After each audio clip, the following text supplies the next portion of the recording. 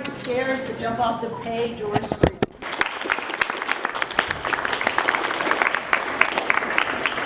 Okay, and with that, I am going to turn this over to Kevin Wetmore to discuss mood. Kevin is both a nonfiction writer, a short story author of some claim, and an educator, so he really knows his stuff.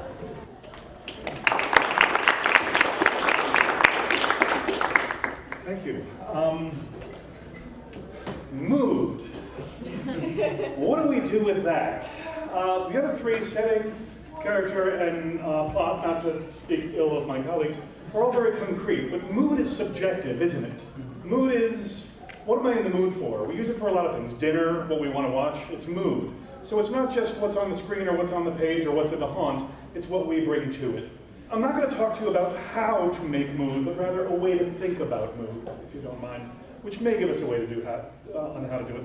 Because horror, like all art, does not mean. It generates meaning. It doesn't matter what the creator intends, it's what you as the audience member, you as the recipient, bring to it as well. Just to prove this, I want you to think about pop music for a second. All right? How many times have you gotten in the car with a friend or a partner, the song comes on, you're like, oh my God, this is so stupid, and they're like, no, leave it on. This means so much to me. I too know what it is to have bad blood. Because it means something to them that it doesn't mean to you. It doesn't have meaning, it generates meaning. You're sitting with your friend, your partner, your lover, whoever, watching a movie, and you're like bored to tears, and you look over and they have tears running down their face. You're like, I was that good dinosaur. It means something to them in a way that it doesn't to you. So as a creator now of horror, you need to start thinking about how to have that effect on someone. And that is what mood is there to do. Mood is there to help shape. Because horror is not a genre like mystery or science fiction or the Western. It's not a kind of fiction meant to be confined to the ghetto of a special shelf in libraries or bookstores. Horror is an emotion. That was said by Douglas Winter, who has known and forgotten more about horror than almost all of us in this room put together. And I want you to stick with that for a second. Horror is an emotion. It's not just a genre. It is an emotion. Dario Argento, who also knows more about horror than most of us have forgotten, horror by definition is the emotion of pure revulsion. Terror, by the same standard, is that of fearful anticipation. Whether you're writing a movie, a short story, or creating a haunt, fearful anticipation is really, I think, what we're aiming for. Gross out is easy. I can gross you out right now. I'm not going to. You're lucky. But gross out is easy. Fearful anticipation, in Stephen King's trifecta of horror, we start off with the gross out, then we hit horror, and then we hit terror. Fearful anticipation is really what we are aiming for, yeah? And that is because what we are aiming for is a visceral response. You have your emotional genres, like romance. Romance is designed to evoke emotion. You have your intellectual genres, anything with British people speaking. Romance gives you the feels, drama gives you the thinks, but horror is visceral. It only shares this in common with comedy and porn. The whole idea behind horror, comedy, and porn is for you to have a physical reaction, the hair to stand up on the back of your neck, for you to heartbeat, it wants you to have a physical reaction, especially if you're doing a haunt. If someone's walking through going, that's scary, you're like, no, clearly it isn't. Because if it were scary, you would have screamed or you would have run. If you're like, oh, that's scary, you're not scared. You're intellectualizing the experience. You're up here. We want you down here. That, my friends, is the job of mood. Mood is influences and is influenced by plot and characters and setting. Characters can help create mood. Hannibal Lecter, the example that we've already had, perfect example. Anthony Hopkins nails it. He is terrifying. The first time you see him, he's just standing there. Casting changes things. Imagine Paul Rubens in that same role. It doesn't work, does it? Are the lambs still screaming, praise? Suddenly the mood is gone. So character shapes mood. Leatherface. Leatherface is scary and brings the mood to the Texas Chainsaw Massacre because of who and what he is. Change anything about that character and the mood changes, yeah? Same thing with setting. The Shining, hedge maze, hotel, all of that helps create the mood of the piece. The isolation, the snow, the descriptions, plot as well. Influences and is influenced by mood. For an example of this, I don't want to take time to do it, but go on YouTube and just put in the words Frozen as horror and Shining as romantic comedy. Do it separately. Someone has recut these films, or film trailers, that make Shining, The Shining, become Shining, a romantic comedy. It's about a single mother who meets a writer who's suffering from writer's block, and he becomes a father figure to the little boy. And it shows how easily you can take the same plot and change the mood. All right? It was a dark and stormy night.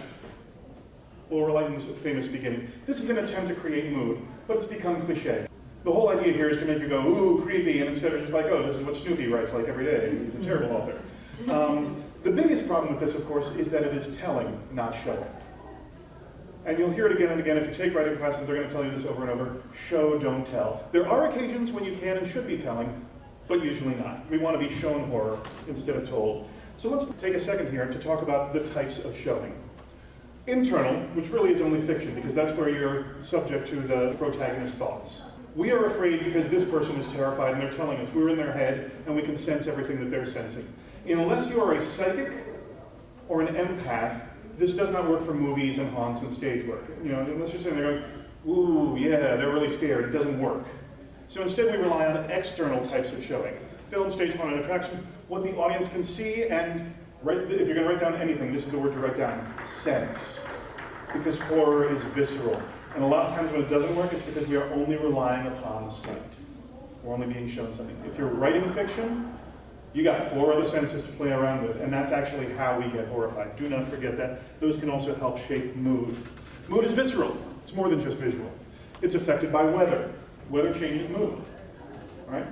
How many of you have seen The Ring? The American version. Where is that set? Where did they set that? City. Seattle.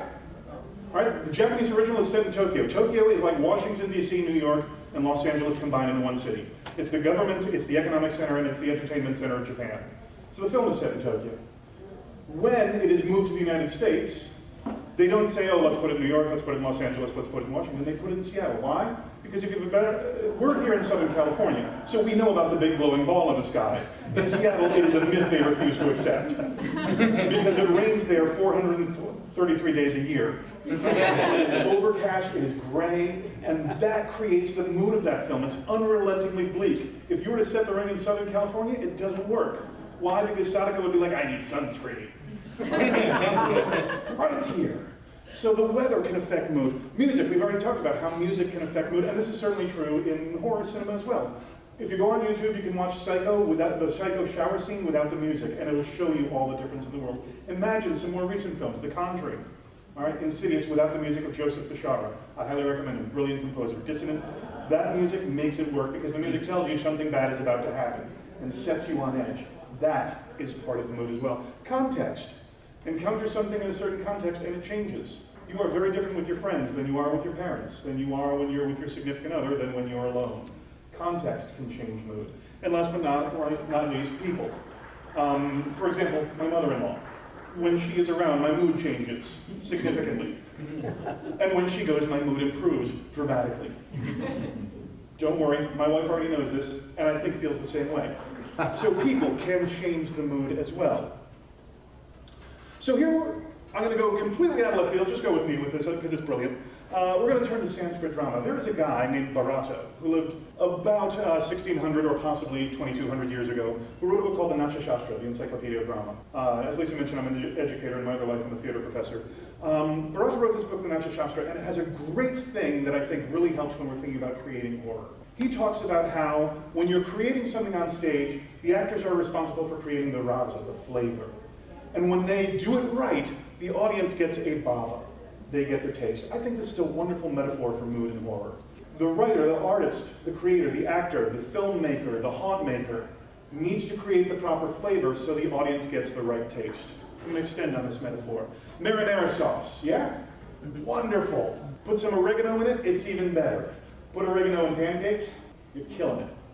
Likewise, chocolate chips make pancakes into proof that God loves us. But chocolate chips and marinara sauce makes my son happy, but he's 3 years old and has terrible taste. Everyone else will hate it, yes? You need to have the right rasa, the right flavor in order to get the right taste. And I would suggest to you, ladies and gentlemen, that when there is something wrong, when you're watching horror and it's not working, a lot of times it's because we are putting in the wrong flavor, thinking that it's going to result in a very different taste, yeah? If you are doing this sort of ghost film, suddenly having a whole lot of blood does not work. Suddenly making it into gore does not work. You need to make sure that you're consistent in the flavor so the audience gets the taste that actually works. We've already heard this one, so I'm just going to skip through it in the interest of time. But this is the opening of Shirley Jackson's The Haunting of Hill House. This is setting, yes, but this is pure mood. The novel can exist perfectly fine without this paragraph. but this is pure mood. Shirley Jackson also said, I think, one of the most brilliant things that we as artists, as writers, need to take into account. She said, the only true enemy of the writer is the reader, because all the reader has to do is close her eyes, and we have lost. Our job as writers, as filmmakers, as haunt makers, is to make them want to keep their eyes open and keep moving forward, whether it's still reading, still watching, or still moving through. Or even better, they have to put it in the freezer because they're so scared, but they're going to go back to it. Or they need to grasp their friends, that sort of anticipation. I think I've done my job with the haunt that I run when I see people not screaming and running, but when they're holding on to each other and they need to pull each other through. It's that anticipation that I think. Another example of mood from the best novel ever written, Ray Bradbury's Something Wicked This Way Comes. First of all, it was October, a rare month for boys. Not that all months aren't rare, but they're be bad and good, as the pirates say. Take September, a bad month, school begins. Consider August, a good month, school hasn't started yet. July, well, July's really fine, there's no chance in the world for school. June, no doubting it, June's best of all. For the school is spring-wide and September's a billion years away. But you take October now. School's been out for a month and you're riding easy in the rain, jogging along. You got time to think about the garbage you're going to dump on Old Man Cricket's porch, the Harriet costume you'll wear to the YMCA the last night of the month. And if it's around October 20th and everything's smoky smelling and the sky orange and ash gray at twilight, it seems Halloween will never come in a fall of broomsticks and a soft flap of bed sheets around corners. That is not plot, ladies and gentlemen. There are no characters in this. The only setting you get is that it's October. But my God, is this mood. Every time I read this, I am a 12-year-old boy again. So if my mom can't come and get me, one of you has to give me a ride home now. This is so effective at creating the mood of that novel. The anticipation of Halloween coming. Being a 12-year-old boy who hates school, but, you know, it's a fact of life. Let's look on the bright side, Halloween is coming. This is really effective. It's also very detailed. Bradbury is so good at this. Let's look in the opposite direction, another example of mood, from Stephen King's Salem's Lot. There was no sound, but that brought on the breeze. The figure stood silent and thoughtful for a time. Then it stooped and stood with the figure of a child in its arms. I bring you this. It became unspeakable. Yeah. Barlow's servant has just brought him a child. And what Barlow the vampire does is unspeakable. So simple, but look at that mood right there. That's not plot. It doesn't tell you what happens. But my God, is that mood. Because whatever you imagine is far worse than anything Stephen King would have written. Stephen King has imagined some horrible things, but the second he says something became unspeakable, I always think that's funny, imagining Stephen King in his nightmares. You're sitting there going, done that, come on. So when Stephen King says it's unspeakable, you know that it's got to be horrific. That is pure mood. You can't see really well. This is actually from the film The Conjuring. I'm going to offer a radical argument that the scariest thing in the last 5 years of cinema was nothing.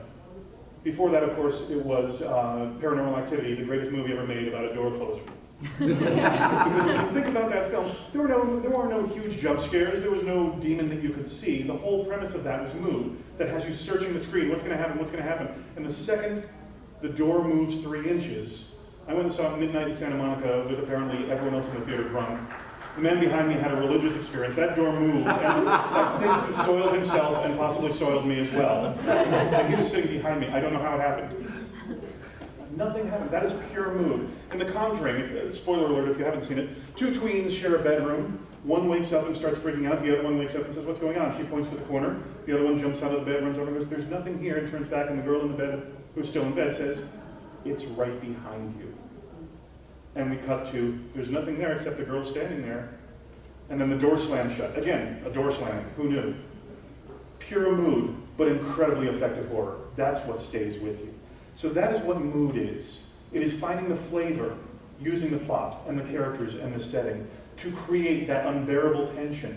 We can use it through descriptors, we can use it through action, we can use it through setting, but in the end, it's about creating the flavor for your reader, for your haunt attendee, for your audience member, that they walk out of there having the taste that you want them to have. Does that make sense? Yeah. I told you I'm not going to tell you how to do it.